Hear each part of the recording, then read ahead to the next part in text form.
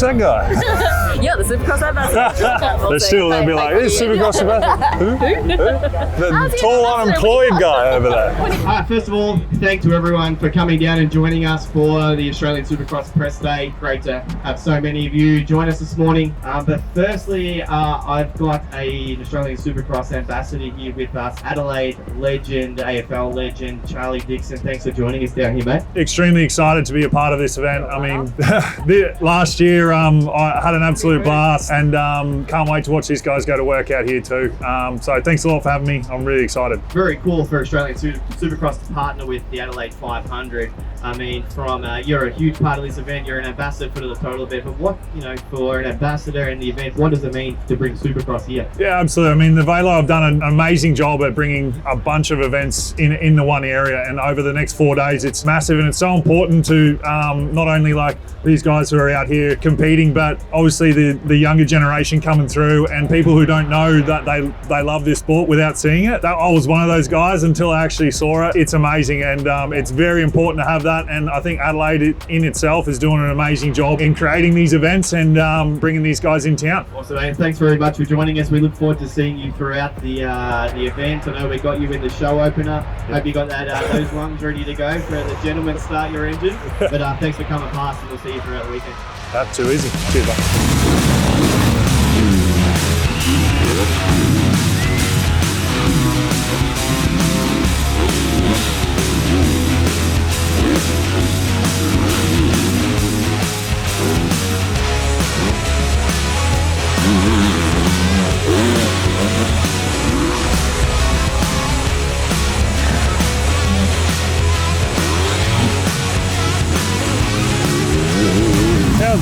Quick they have to pull up here. Oh, maybe like 5 meters in between, like the flat between that landing and then into a hard right.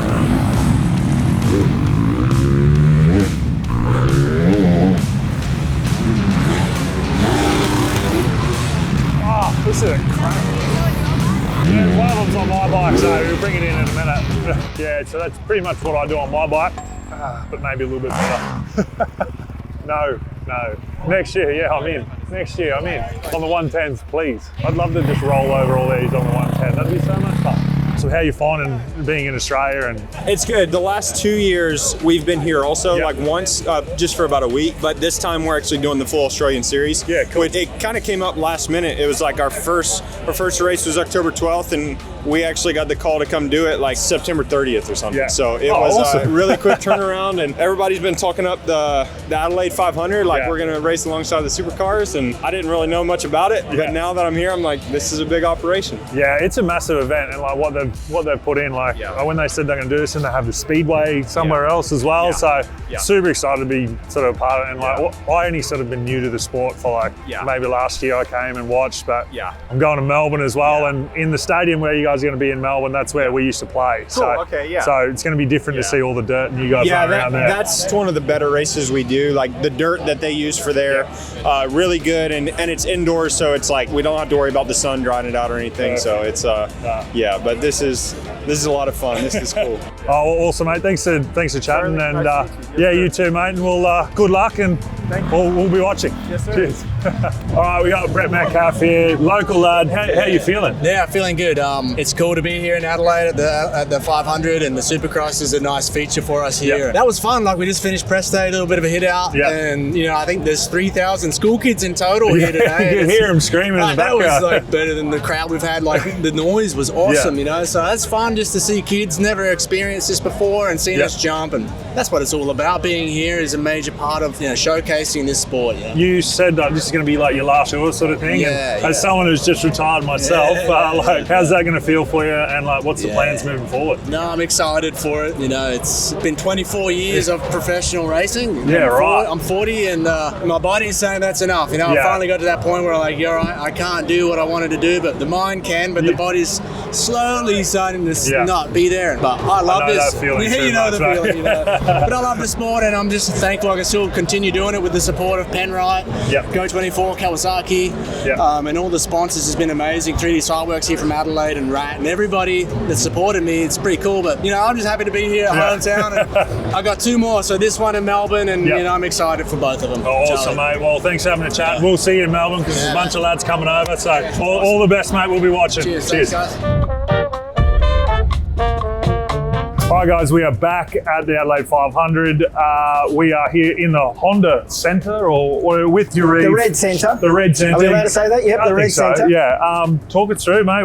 This is some sort of setup. Everyone knows that I love my truck, so we're keen to go through and suss out what's inside. So Truck's massive. It's the only B-double in the paddock. Basically, we've got another truck over there. Usually we're joined together, but it's a different pit setup. But we have 10 riders across all classes. Yeah, right. It's quite a big setup in itself. These are basically mobile workshops. Yeah, of And course. what people don't see is, say, in the supercar paddock, you get a garage allocated to you every weekend. This is our garage. So when we turn up to a motocross track or a supercross track, this is what we have to work out of. And we do about 40 races a year, so it's important from an efficiency point of view that we have this. It's the only way to be effective on a weekend. Yeah, absolutely. I mean, like everything here that you see will be in this truck. So Literally everything when you has a place to go in. I'll show you through it. You'll see that we can fit up to 12 bikes upstairs. We can fit another 8 bikes over there. Yeah, right. So yeah, we literally bring everything that we need, particularly if we've got, so say this weekend we're racing in Adelaide, next weekend we're in Perth, then we're straight back for Melbourne, and then we're off to Abu Dhabi. So we literally need to have everything that we need to rebuild a bike. Every weekend. These trucks go over to Abu Dhabi, or will No, we have containers? flyaway crates because it gets air freighted. Just with how compact the calendar is, and we'll take over 6 bikes. So yeah, it's non-stop, but it never feels like work. I mean, the same as footy. I mean, you play every weekend. You're supposed to be tired, but you get up the next day and go, what did I do the past week? I know it's tiring and the work that you put in, but pretty privileged to do what we love, so it doesn't feel like work. Yeah, definitely. All right, well, let's I'll take you go through. look. So downstairs in here is a shower. Oh yeah, cool. Probably a bit messy. I'm going to look. Yeah, and there are some other things in there. In here, we carry spare suspension. That is awesome. So we've got our different shock setups. We can change a shock pretty quickly. We've got forks. We've got some forks in the other one as well. We carry our VP fuel underneath. That's what smells so good. Yeah, it's a race fuel. It is good. Was it like a roux or? Yeah, it's a roux 100. Amazing. It smells delicious. Back in the day when I was racing, we got to use aeroplane fuel, avgas. Oh, really? The smell was awesome. Not that I advise anyone to smell fuel.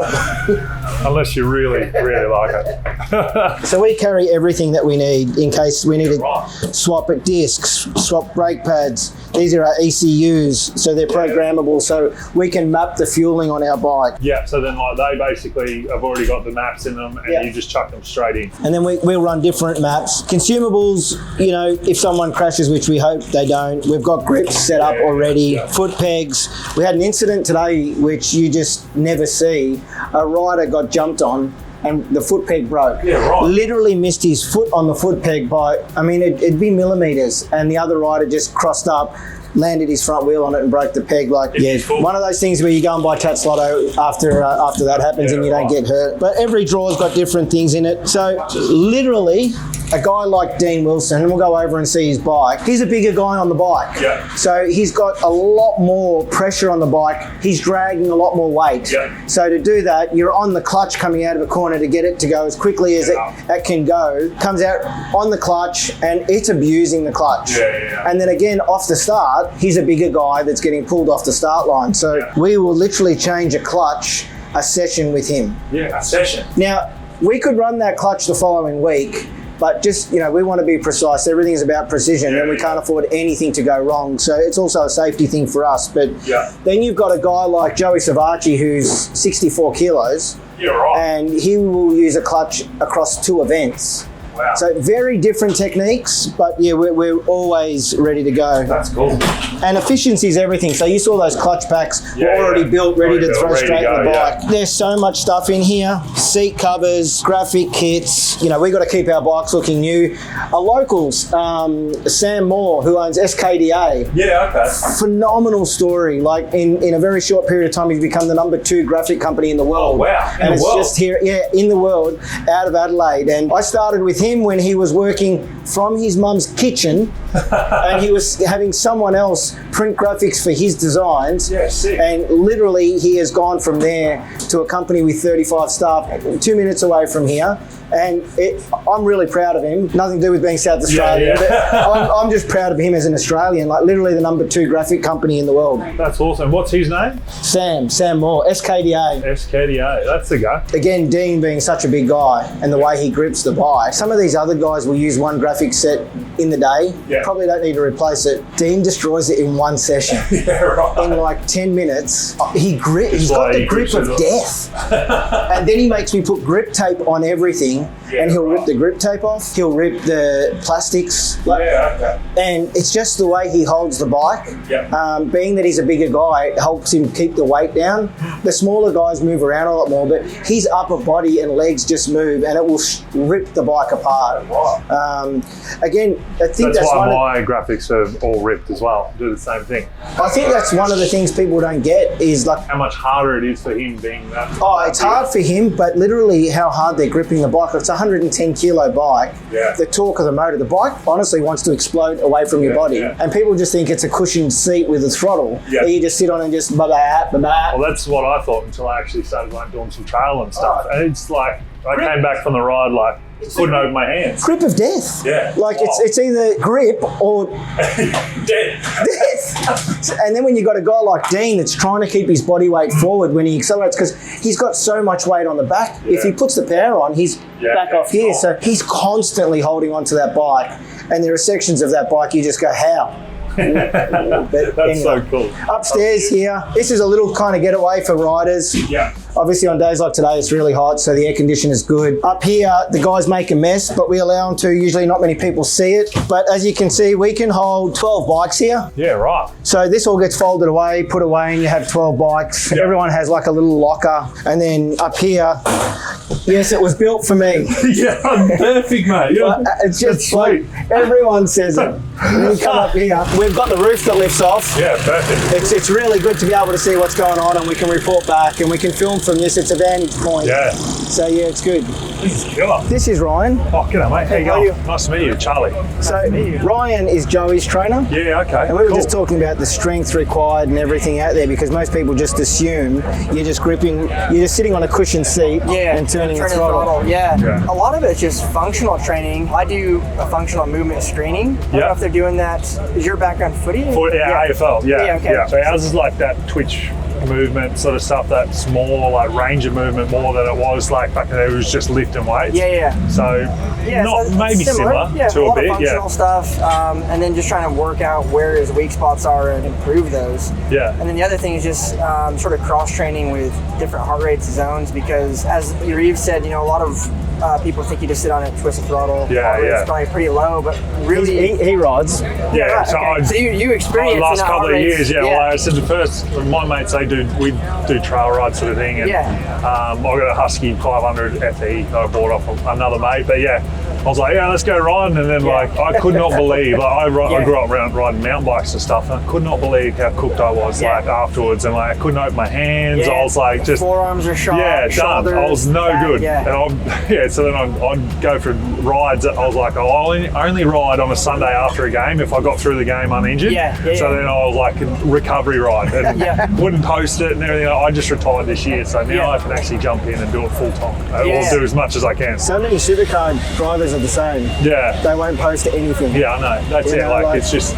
It's too hard, and everyone wants to have a crack here in SA as well, because there's two footy teams and love to hate each other. So I just try to stay under the radar, and I love it. It's something that I've loved. I want to do Fink in 26. Yeah, okay. So I'm going to try and do some training. So I'd love to sit I'm going to introduce you to Brody Raced. He finished 4th. Yeah, right. Amazing. Yeah, and he's one of our techs. He's probably one of the most qualified techs in the country. Yeah, cool. Goes overseas and works with some superbike teams. Yeah, for sure. He's a beast. Yeah. And he's an angry little man. If things don't go right, that's fair I'll enough. introduce you to him. You can have a chat. But he's been doing it. So he raced superbikes and then thought, I'm going to become a desert racer. He's just raced the, what is it called? It's in WA. I know the one you're talking He about. did another one and he won his class and finished second. Yeah, sweet. He won his class at Fink because he rode a 450. Yeah, and but he finished fourth outright. So that's amazing. Yeah, so this next year we're going to go watch it and like see what I mean. I've been speaking to those guys, and then the Fink people who run it, and they're like, yeah, come up, we'll show you, and then they're like, oh, we can help you sort of train for it and stuff as well. Like you're on Instagram, obviously, and that I'd love to like check out what you actually do to help these blokes train. We're going to get him working with some of our local guys as well. Yeah, sick. Where are you based? I'm based in Torquay, outside of Melbourne. Oh yeah, of course. Yeah, nice. To think that Joey, the guy he's primarily focused on, is the lightest, probably 450 guy. Yeah. And it's a big bike for a guy of that size. What are you, 65 kilos? Yeah, 60. That's Joey's honestly, he's a drip. He's literally, nothing of him. But yeah, I'll introduce you to Brady in a minute sure. too. Well, nice to meet you, man. Yeah, I'll definitely look you up. Awesome. Cheers, mate. Yeah, so this truck is really different. In the back section here, we do all of our suspension. So literally, we can do suspension changes on the fly. This track, because it's slower, because it's so tight. So we found that the suspension from the previous round, where the track was really fast, not going to work. It's too hard. When you're coming into a corner, or when you're carrying a lot more corner speed into the face of jumps, you want it to be stiff. Here, you're literally trying to pop over the jumps. But the problem is you're not using the suspension with enough speed. So we've had to soften it off a little bit. And we have a physio that comes every weekend. So right now the riders are having a break, but generally speaking, they're using him flat out. So that's nice and cool, eh, Reece? So there's a fight to get in this truck. No, I bet there is. Everyone wants to be in this one. As we see. There's Joey. We were just talking about it. Mate, how you doing? Charlie. Nice to meet you. Nice to meet you. Charlie just retired from AFL. You know, the ones where size fits. Yeah. I don't think I'd do that. We were just talking about you and the type of training and functional training that you do. We were just talking to Ryan. I'm about to say, you pick Ryan's brain, he's a lot smarter than me. He just does what he's told. Oh, that's the perfect way to be. Show up and try to do my job. Charlie about the same size as a kangaroo that stood up to you the other day. Dude, that kangaroo was not that big. he was out, and seriously, they were playing golf, and there was just a kangaroo just lying there, and then just got up and. I haven't seen any until that was the first time I've seen one. Seen one? Yeah, out in the wild. They're wild looking things, though. So I didn't think they were real. They're just so muscular. Oh no, they are. And there's a lot around at the moment, like because I'm up in the hills as well, and the amount that are just around, like my joint even, is ridiculous. And I hadn't seen one in the wild, so I was just convinced that they were CGI. All right, guys, we are here with Dean Wilson, reigning champion from 2023 and sitting second in the standings at the moment. How are you looking for the race ahead, mate? Yeah, looking good. We're here at Adelaide. Looking forward to it. Ready to turn this series around and get back in the championship hunt. I'm close. I'm 5 points back. But yeah, everything's going good. So excited for the weekend. That's awesome. I just sort of went through a tour of like how you guys carry everything at every race, and actually how different the setups are on the bikes. Like the way you sort of use clutches and the difference to the other riders, and with your sort of like, because you're such a big lad like myself, you know, we're bigger than sort of average sort of riders. Like, what's the suspension setup compared to like as other guys? Yeah, so for example, me and Joey, we're two completely different statures, different riders. So I have stiffer suspension because I'm probably 50 pounds heavier than Joey. So I have stiffer suspension. He likes his suspension a certain way. I like mine a certain way. And then something example is the seat. I have a taller seat because I'm a taller guy. So when I sit on the seat to the foot peg, my legs aren't as scrunched. It's a little bit more relaxed, where he doesn't have to do that because he's a little bit of a smaller stature. Just all different. We're just all different types of things. We have different bars, different clamps, all just rider preference on what we feel like. So it's definitely a lot different from a smaller rider to a taller rider. Being taller, you really have to work hard on making you a little bit more spread out on the bike, so you're not as cramped.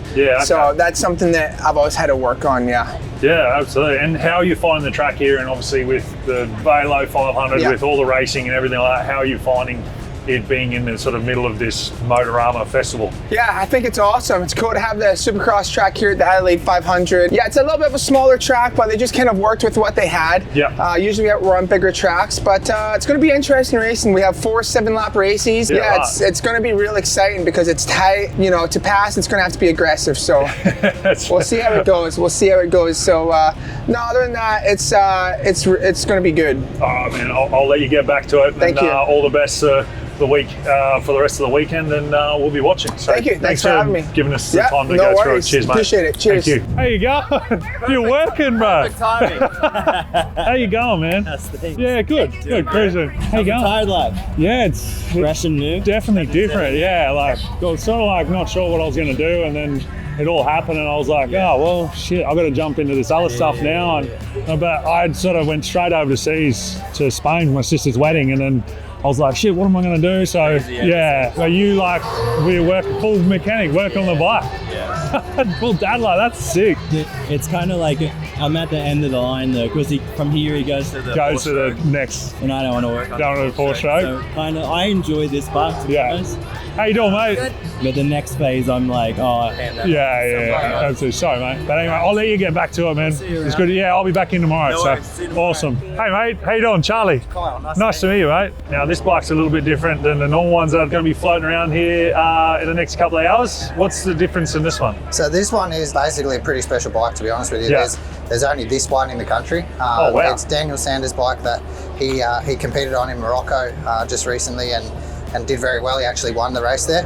Yeah, right. And it's the rally bike. It's the KTM rally bike, the same one that you would see at the Dakar. Yeah, okay. And yeah, it's built for pretty much exactly the opposite to that. Yeah, exactly. So it's got all the navigational equipment on it. Yeah. A lot of bespoke pieces on the bike.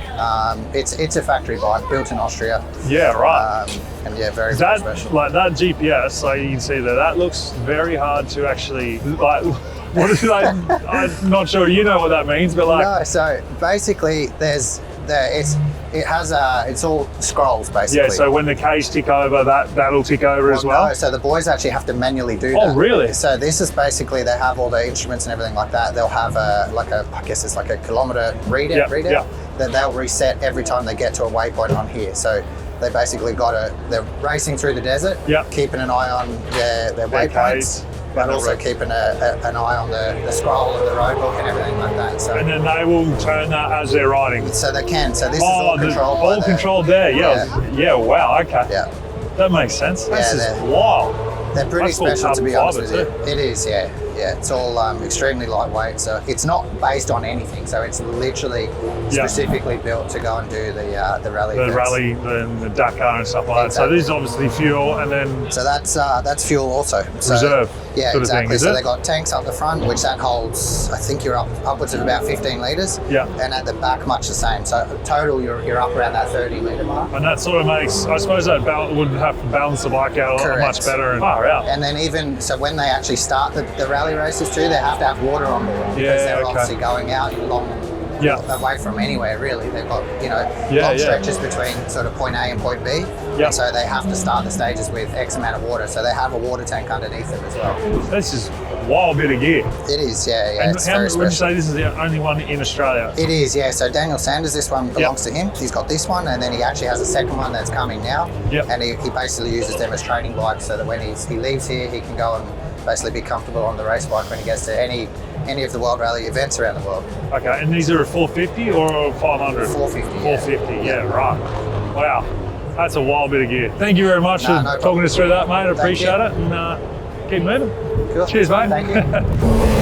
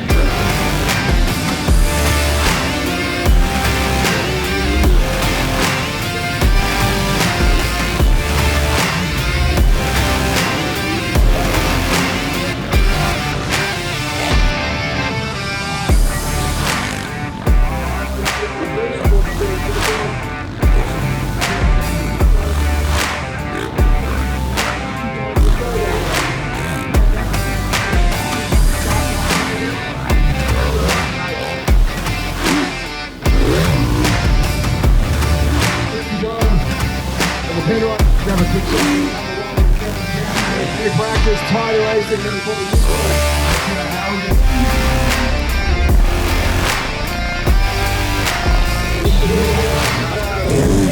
already. I didn't want to be out there. They told me to be out there.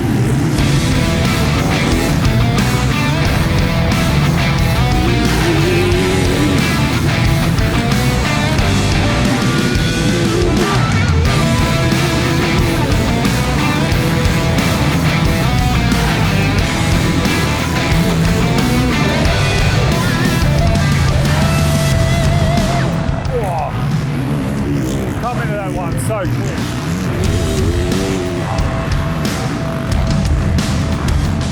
You don't know where to look because they're like, they'll go flat out for one and then we'll slow down. It's like sort of F1 where they like do one real hot lap and then work out where they are at a time, and then someone beats their time and then bang, straight back out. It's awesome. Tight track, wow. Then we have the one and only Mr. Charlie Dixon here, and like, I'm not sure, man. In terms of you, you're a motorsports fiend, right? You love anything with wheels, motors? Yeah, absolutely. I've sort of done a heap of stuff like that with my YouTube channel, Driving with Dixon, and that's why I'm out here now and getting amongst it. What did you think, man? I know you've been to a few Supercrosses, but this is a bit of a different one. And I know I think you were in Adelaide last year. Yep. Very tight, but this is tight and crazy fast. Yeah, absolutely. I mean, last year was wild to see how they did it in the entertainment centre, and then to have it here as well in front with everything else that's going on, it's incredible. And I just can't believe how fast it is into this corner here, and then what they've got in front of them. It's wild to see how they do it. The other question for you is, well, being a professional athlete yourself your entire career, and now you come into this Supercross paddock, different type of athlete, but still working really hard to get this done, aren't they? Oh, absolutely. I mean, I went through Dean Wilson's truck before and showed me his bike and his injuries and stuff that he's been through. You know, it's a very high demand sport and probably one of the hardest in the world, to be honest, and what they put their bodies through. So it's pretty incredible to see what they do, and yeah, very high demanding. In terms of you, mate, where can people catch you? You're obviously driving with Dixon. Where can they catch up with you now? Yeah, so I've got my Monaro over at the V8 Nation, which is over the other side. So I'll be over there from 10 o'clock tomorrow morning, and then I'll be here tomorrow night for the main race. So I'm excited. You're excited, we're excited. Charlie Dixon, thank you so much for your time, brother. Too easy. Let's go. All right, that is day 2. Just finished watching the qualies. Now we've got to shoot so we can get ready for tomorrow. I'm going to go get some shorts because they're just too hot to be wearing jeans. Big mistake, cracking day, and I cannot wait for tomorrow. It's going to be huge, and I'm going to have some shorts on and be actually comfortable, so I can't wait. I'll walk you out here. One of the MCs will come down. Yeah. Quick chat. How good is it to be here? Hey, have you got something to say? Yeah. So I say, gentlemen, start your engines. Yeah. Like you got a fucking tip. Have a crack though. So I think you might have something to say right now. Gentlemen, start your engines.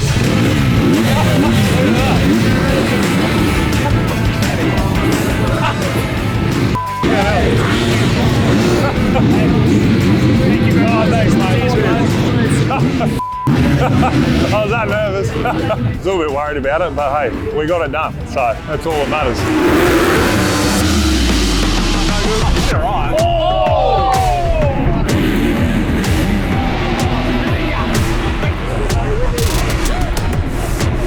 Oh! Chaos! All wheels. Yeah.